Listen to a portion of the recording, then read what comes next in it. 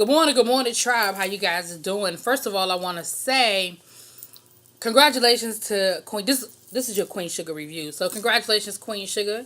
You have just been renewed for season 4. So they have a new showrunner for next year, but it's going to be renewed for season 4. So congratulations on that. This is your review for season 3, episode 11. Go ahead and hit that like button. I mean that subscribe button, and I hope you like this video. Don't forget the meet and greet is tonight. If you're in the area and you want to catch us, myself, James Caldwell, some people from the Really Bitch podcast will be there as well. Tonight at Busboys and Poets at the Brooklyn location in DC, from 6 to 8, Thursday, August the 9th. All right. So first of all, we see the episode. Now this is I'm gonna call this a chickens coming home to roost type thing. We got a lot of people coming to grips with some things and facing some things. But first off, we see Darla. And Darla, you see Darla struggling with this whole situation with her and Ralph Angel and her mama. And you see her mother's telling her, we have the mediation today. Make sure you get that letter from your sponsor. That's going to help. That's going to go a long way. Because, of course, they want the sponsor to say, hey, she's been clean. She's been coming to her meetings. She's been doing good. And you see Darla is just totally despondent, to the whole thing. Her mother's like, how's the job coming? And she said, well, tell so-and-so I said hello. Because, of course, her mother hooked her up with the job, which we knew this. We knew this, that the family, the parents had been hooking her up, getting her ready, getting her in a better situation. And there's nothing wrong with that. When parents have it, they can do it. And there's nothing wrong with that, right? It's just that in this case, it's coming back to kind of bite Ralph Angel in the ass. So we have that. Then we see Charlie at the mill. Her PI, her girlfriend, comes up to her and says, hey, look, I got something to tell you. I didn't want to put it in a text, but I need to let you know. So Charlie was like, what's going on? And she tells her Micah is a person of interest in the fire. Charlie was like, what most parents, not my child, what you talking about? She said, do you know what he was the night of the fire? Are you sure? She said, now he's not a suspect. He's a person of interest. But y'all know, that's linguistics. You know what I mean? By the time person of interest, suspect, it's all in the same pot. So of course Charlie runs down to the school, and she confronts Micah. Michael's standing there talking to his friends. Come to find out, the police then went and talked to another one of the crew. And he said he didn't talk to the police because his mother wasn't home. He was like, I know my rights. His mother wasn't home, so the police, but they're gonna come back. Duh, they just gonna come back when your mama there. That you ain't get rid of them. You just pushed it back. The girl is saying, my mother's asking me, what do I know about it? What's going on? So they all, because they don't know old boy is still arrested, and they don't know what's happening. They don't know what he's saying or not saying, or all of that. So it's a lot with that. So Charlie comes in and she pulls Micah outside, and she says, Micah, I'm gonna ask you this one time. Charlie got that mama thing going. She said, I'm gonna ask you this one time, and you better tell me the truth. Do you know anything about this fire? So Micah confesses. He said it was an accident. And of course Charlie does what most parents are gonna do. She goes off. She's like, what the fuck is wrong with you? I let you come to the public school. I trusted you. And this is what you doing down here. Arson is a felony. This is not no joke. This is not no prank. Arson is a felony. Your ass could go to jail. She's giving it to him. So Micah, when you in a corner like that, and you done fucked up, and you wrong, there's 2 ways you can go. Either you can get real apologetic and be real sorry and probably cry, or you can get nasty and put your butt on your back and get real nasty. And that's what Micah did. Micah got real nasty. He was smelling himself. And she was like, you're going to bring your ass straight home. Micah talking about something, this is bullshit. She was like, excuse me? Now, in that moment, what she should have done, she should have smacked his ass. Then again, she was at the school, so you don't want nobody to see you smacking him at the school, because then they'd call social services on your ass. But anyway, she should have smacked his ass. But she was like, watch your mouth. She was like, look, what you gonna do, you're gonna go ahead and go to school. But at the end of the day, you're gonna bring your ass straight home. Do not pass go. Do not collect $200. So while she talking, he gonna pull out his phone and he's ignoring her. She was like, excuse me? Again, she should have smacked the damn phone out of his hand. He was like, I'm going to Nova's after school. Did you not hear what I said? Did you not hear me tell you bring your ass home? This wasn't a negotiation. I told you bring your ass home. Well, Nova understands me, and at least she'll listen to me. Not like you. See, that'd have been slap number 2. I probably would have got arrested. Social services probably would have came because I'd have slapped the shit out of him a second time. But Charlie was like, she said, you know what? I don't even have time for you right now. We'll talk when you get home. You could see it in her face, like, because I think she was contemplating putting her hands on him. Like, that whole, Beverly Hills timeout shit was out the window. She was about to smack him. I saw it. I saw it in her eyes. And she was like, you know what? I'm just going to go have this meeting with these farmers, and I'm going to count to 10. We're going to talk later. We're going to talk. So we'll get back to when he goes and he talks to Nova.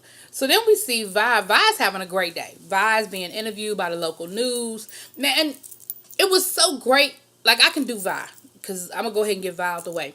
She had this great interview. Everybody was happy. The lady, it didn't look like it was going to be no smear piece. The lady was happy to, highlight her pies and get her story. And now I think it might be something going on with her assistant, because the assistant was late. And she said, today is not the day for you to be late. Like, we got a lot going on. I need you to bring your ass. And the assistant came, and she did what she was supposed to do. She smiled for the camera. She said all the right things. But it was something just didn't seem right. I don't know if I don't know. I don't know. I might be reading too much into it, but it seemed like it was a little something was going on with the assistant. But she said all the right things, and how Vi gave her a second chance, and Vi looks out for the community and looks out for everybody, and everybody loves her. She said all the right stuff. It just, I don't know, something ain't sitting right with that. But Vi had a great day, so that's her. We don't really, that's really her whole contribution to this episode. All right. So, back to what happened next. Okay, so back to Nova. Okay. Nova got her notes back from her editor on her rough draft of the book. And I'm not sure if it's the whole book or just the chapters that she's finished. We know she finished the chapter on her father. And she got some notes back. And so she was talking to her friend about them, and her friend was like, girl, yeah, these a whole lot of notes. Like, she had a whole lot to say. And Nova was like, I don't understand. Like, what does she want from me? Like, what is it that she wants that I'm not giving her? Because, of course, in Nova's mind, she knocked that shit out the park. Which But what her friend told her was, well, it looks like your editor wants more of you. Like, you have a whole lot about Ralph Angel and Blue and Charlie and Aunt Vi. You don't, and your father, but you don't have anything about yourself. And see, that's what Vi was trying to tell her last week. I didn't have a problem with her sharing her father's story. I had a problem with the fact that she didn't tell the family she was sharing her father's story. But you can't tell everybody else's business and not tell your own. Especially if it's supposed to be a book about you and your experience growing up in this black farming family, and you want to highlight the black farmers. What is your connection? Like, it's great that you're talking about your father, but what is your connection? And that's what Vi was trying to tell her, because she said, well, Vi, you told me to tell my story. Vi said, yeah, your story. But you didn't tell your story. You told your father's story. You're not telling your story. And so I'm sorry. So Nova goes to say, well, there's a lot of things that I just wouldn't want to share with nobody. There's things that only my family knows that I'm ashamed of. Well, don't you think that's what Vi was trying to tell you about your father? That there's some things that only the family knew that maybe he didn't want shared, that he's not here to defend himself. And again, I don't see it the same way Vi sees it, as far as her father contemplating suicide made him weak. I don't see it from that point of view. That's not what I'm saying. But what I'm saying is, I see where, that Vi was trying to tell Nova, you got to share. You're not sharing yourself. And that's what her editor was telling her. Her editor was like, look, all this stuff is great, but we need more Nova in the story. And so you see her, she was like, man, it's just some things I'm just ashamed of, And her girlfriend tells her, but that's what you're gonna have to be ready to expose that. Like, that's what you gotta put out there. That's what you gotta be ready to put out there. Darla has lunch with her sponsor, and she tells her sponsor that she's having second thoughts, that this is not really, she doesn't really want to go to war with Ralph Angel. And her sponsor is telling her, look, custody battles are rough, and she doesn't come right out and say it, but what I picked up was, this could spark a relapse, or even not even a relapse, but it could spark you thinking about going down that road. Like, it could give you some weak moments. And she was like, and if you're feeling that way, you let me know. You call me. Don't hesitate to call me if it gets to be too much, if you get overwhelmed. Because, when somebody's dealing with addiction, anything can be a trigger. And this whole her being in the middle between her mother and Ralph Angel, that ain't a good look. That's not a good look. And her sponsor is trying to tell her, basically, maybe this ain't the way you need to go about handling this. And Darla is not looking like this is what she wants to do, but she don't know how to tell her mama. She don't know how to stand up to her mama. Micah goes to Nova. And see, what Micah thinks Nova is going to do is Nova's going to give him a pass, and Nova's going to say, I understood. You was trying to be righteous. You was trying to stand with your people. You was trying to, And what Nova was saying, Nova said, okay, well, she said, look, here's the thing. You made a mistake. Like, we know that was not your intent to burn down this shack or slave quarter. But what was your end goal? She said the thing about organizing, she said, we organize. I'm about to go off on a tangent. The program that I told you guys I went to this summer, if you follow all my videos, I told you guys I did this program this summer where I studied about the civil rights movement. And one of the biggest things that I learned this summer is that there were no spontaneous movements. You know what I mean? All of these things were planned and very, very well thought out, and things were in the works. There were very few instances of spontaneous activities. And so that's what Nova is trying to get Micah to understand. She said it may look spontaneous or whatever. She said, but these are things this is what organizing is about. And there's an outlook, there's an end goal to organizing. And that is what we need. That is what I need you to understand. She said, so what was your end goal? And he said, well, we wanted them to stop using, we wanted tourists to stop using our ancestors' home as a prop, and to stop playing and joking and laughing, And she said, but did you ever think? She said, that is our ancestors' home. She said, you could go in those cabins and you could feel the spirit of the ancestors. She said, and that was gone. And Michael was like, well, we didn't mean to burn it down. She said, again, I understand you made a mistake. But that doesn't change the fact that your intention, you didn't understand what the good was with the bad, and your intention or your idea on how to fix it, was not well thought out. And I think Michael thought he was going to get something else from her. But she didn't, I keep saying he didn't get the pat on the back that I think he thought he was going to get from her.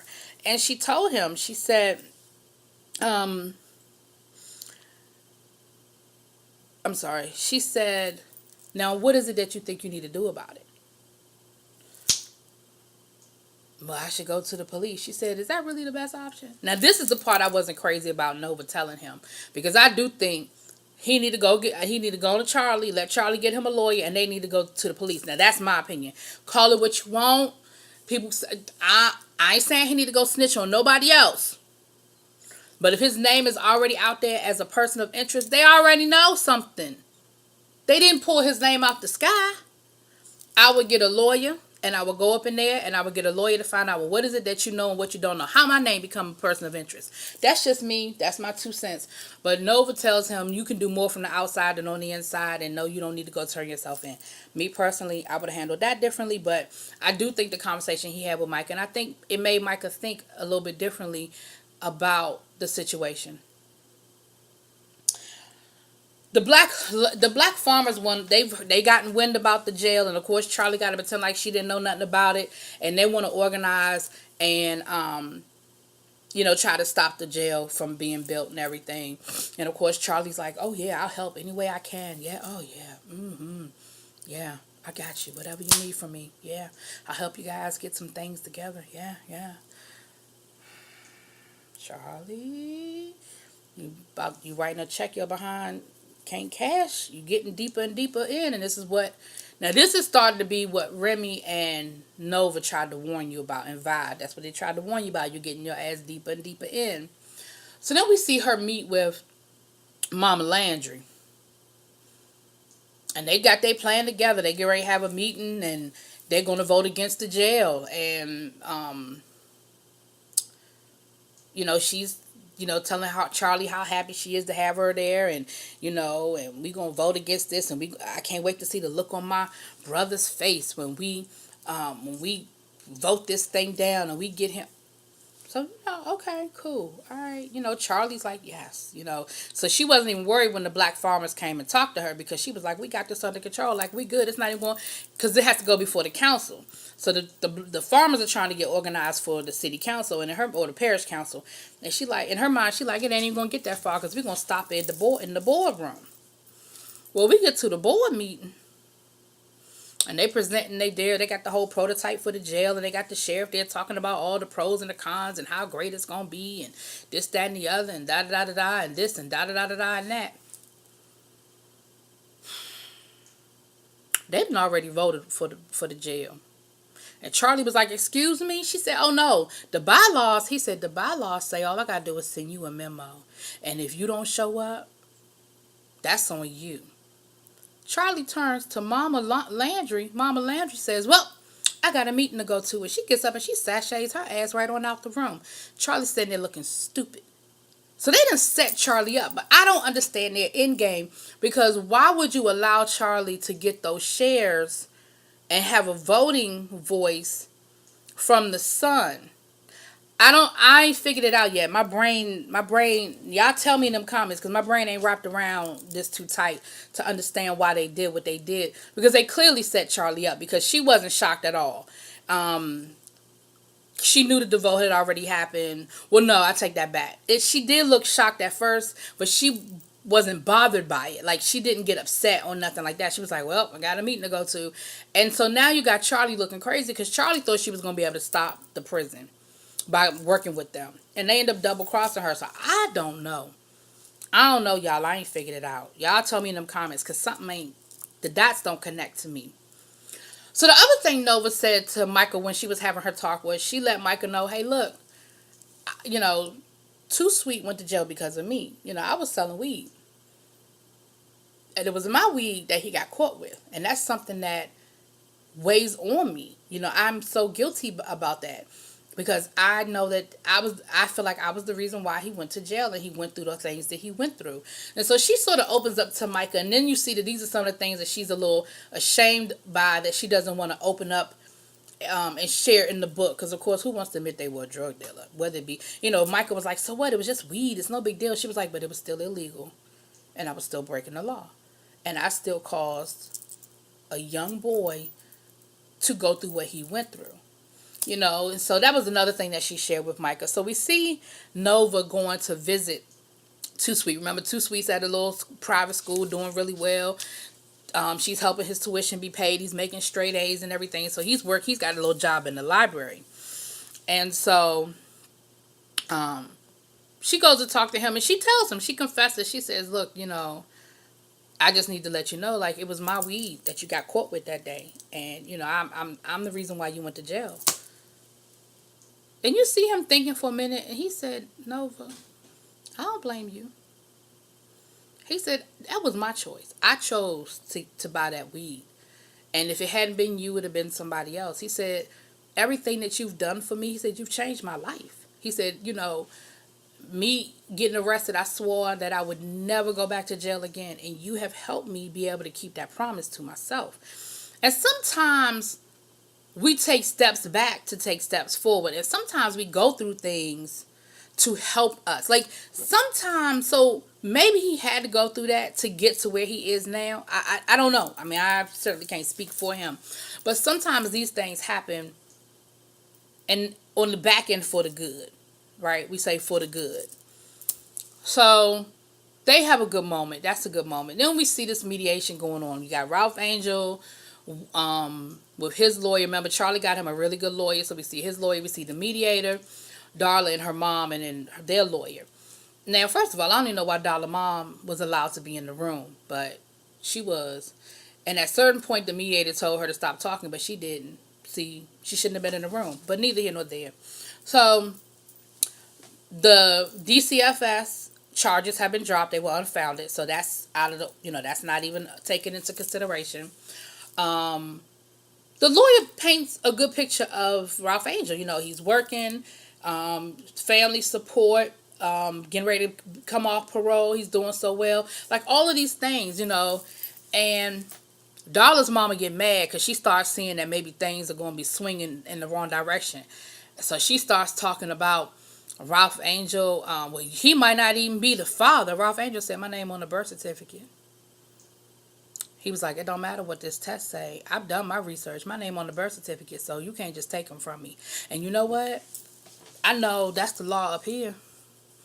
Your name on the birth certificate, and see, sometimes that works to the detriment. If a woman puts, if you sign, I shouldn't say the woman puts, but if you sign off on a birth certificate and they come to find out later the baby's not yours, oh well, your name is on the birth certificate. You still responsible. Like it's a lot of legal maneuvers to get that taken care of. But on the break, so in this case, it's working to his betterment to say, look, my name, I might not be the blood daddy, but my name on the birth certificate. And so her mother was like, well, just make him take the test. Make him take the test. Ralph Angel was like, so Ralph Angel's lawyer says, well, we're seeking full custody. Honey, you could have bought Darla for $1. She was like, because his lawyer said, her lawyer said, well, we generously offered a 7-30 split. And Ralph Angel's lawyer said, well, we're looking for full custody. Honey. And so Darla was like, excuse me? She was like, you can't just take him from me. Ralph Angel was like, look, I was trying to be nice. Like, you the one that started this. I didn't start this. You started this. But you're not going to just take him from me. You're not going to do that. So, the mama, now she starts going off and she starts talking about, well, he got strangers in the house and he's got strange women and strange men and he's never home. He's working all the time and he's unstable. Like, just all this stuff. But it had to have come from Darla. Mama was up in D.C. Mama wouldn't have known nothing about people coming in and out the house. None of this stuff. But she took everything Darla told her and she threw it back and used it as ammunition against Ralph Angel. And she was like, and he needs to take the test. Let him just take the test. Ralph Angel said, I took the test. And he's my son. My name is on the birth certificate. That don't change nothing. He said, I've done my research. Ralph Angel, he played it cool, y'all. He stayed cool. For a minute, I thought he was getting ready to go. But he kept it, because his lawyer told him to be quiet at one point. But he kept it real even tone. He never raised his voice. He didn't get loud. But he told them, he was like, look, y'all started this fight, but I'm damn sure going to finish it. So then Darla says, you know what? She says, stop. She said, I don't want to do this. I don't want to do this. She said, we need to figure out a way to work this out. This is not what I want. So later on that night, you see Darla with her mom. And with the point her mother made is a very valid point. I had to have this conversation with my sister one time. I said, look, you can't call somebody and tell them all the bad about somebody and then don't understand why they don't like them. Now, Darla, you've been calling your mom, and her mother even said it. She said, you calling me, I'm a mother. I'm going to always protect my child. And you're calling me, telling me, crying, upset, telling me all the horrible things that are going on and all the things that he's doing to you and how hard he's making things for you. She said, what did you expect me to do? You're my child. I'm going to protect you. I'm Mama Bear. And from that point of view, she 100% correct. Because, again, this was years ago. Sister had a boyfriend. And every time she called me was to tell me about something that he did wrong. Now, I was living in North Carolina at the time. So when I came home and I finally met him, I don't like him. Now, she want to know why I don't like him. I said, look, you ain't never told me anything good about him. So what do you expect me to think about him? What opinion was I supposed to have when I finally met him? He wasn't beating her or nothing, but he just was being, doing stuff that people do. And that's what Darla's mother was trying to tell her. Now, again, it's easy for us to get mad at Darla's mother, but if all she has is what Darla is telling her, and I'm sure that Darla's upset and she's mad, so she's exaggerating it and making it out to be horrible. But if that's all she has, what was she supposed to do? But Darla said, Mama, thank you, but we got it. I got it from here. I got it from here. We'll work it out. Me and Ralph Angel, we will work it out. But she told her mother, she said, we went from being great parents to enemies. Well, that's because you decided to tell him that he might not be your son. Like, you did that because you listened to your dumbass daddy. Let me tell y'all something. There's some things I'm just going to take with me to the grave, and that would have been one of them. He would have had to find out because he needed a blood transfusion or some shit, and I would have just explained it then. But trust and believe, especially since Ralph Angel's name was on the birth certificate, I'd have never, my daddy could have said all he wanted to say. I'd have never told that secret, but that's just me. Last but not least, we see Charlie. She goes to Davis because, she knows she's losing Micah. She feels she's losing Micah. So she goes to Davis and she says, I need your help. I need your help. And Davis was like, Micah don't want to talk to me. He won't return my phone calls. She was like, look, I need you to make him talk to you because he's not opening up to me. But basically, you're his father and you need to find a way to talk to him. Like, you need to find a way to make a connection with him. And he ain't lying. He goes in Michael's room and Michael's ignoring him. I mean, they just sit there, just coexisted for a long time, and they finally find a way to talk. They finally find a way to talk. And he tells him, he said, look, Michael, he said, I'm proud of you. And Michael was like, you proud of me? He said, look, I'm not happy about what you did. But I'm proud of the fact that you want to take a stand, that you have found something that you want to fight for. I'm proud that you have the nerve and the gut to, to stand up for something. Because Michael was being a real ass when he was like, I know he said something about you really disappointed your mother. This is a big disappointment to your mother. He was like, nah, you are. Again, I'd have smacked his ass, but okay.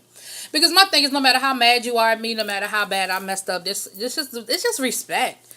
Michael would have had a fat lip fucking with me, but anyway. But they find a way to connect, they do. And he opens up to him. He said, Dad, he said, I finally stopped feeling like a victim. He said, after what happened with me with the police, I finally found a way that I did not feel like the victim anymore. And I get it. Like I said, I understand that and I get it. But at the end of the day, you still committed a felony, bro. You committed a felony. But they connect. They connect. We see Nova sitting in front of her computer and she's able to start typing. I don't know if she's going to tell the too sweet story, but she starts typing away. And so she's ready to open up and share her story. And then we end it with Micah is in bed. Charlie's in the doorway. She comes in. He pretends like he's asleep. But she comes in and she lays down next to him on the bed, and he says, I messed up. And he starts crying. And he finally lets it go. He said, Ma, I messed up. Because like I said, that should have been, when she first confronted him, it's you got two reactions. Either you're going to get an attitude and be nasty, or you're going to cry and be apologetic. Like, you got a left or right. So he finally got to that. So he's crying and upset. So that's where it goes off. So we're going to see how this plays itself out, because there's got to be some consequence, but it'll be interesting to see how it plays itself out. Oh, I'm sorry. And then there was a part where Micah and his friends go and talk to the boy that's in jail. They talk to his mother, and they're like, what can we do to help? And his mother was like, so what y'all got to do with all this? She was like, because y'all are his best friends, y'all are his ride or die. I know good and well he wasn't out there by himself. And of course, they don't admit to her that they were out there, but she know they were. She know they were out there. And so, they was like, well, maybe we can help him get a lawyer. And she was like, look, his public defender don't give a damn about him. He going to be in jail just like his brother. And so that's when Micah says, well, my Aunt Nova says she could probably get him a community lawyer that'll help out. But she knows they were there. And I think it's only a matter of time before. I mean, it's too many people involved for somebody not to say something. So that's why I think that Michael need to get in front of it. But again, that's just my 2 cents. Y'all let me know what y'all think in them comments. I'll talk to y'all later. Peace.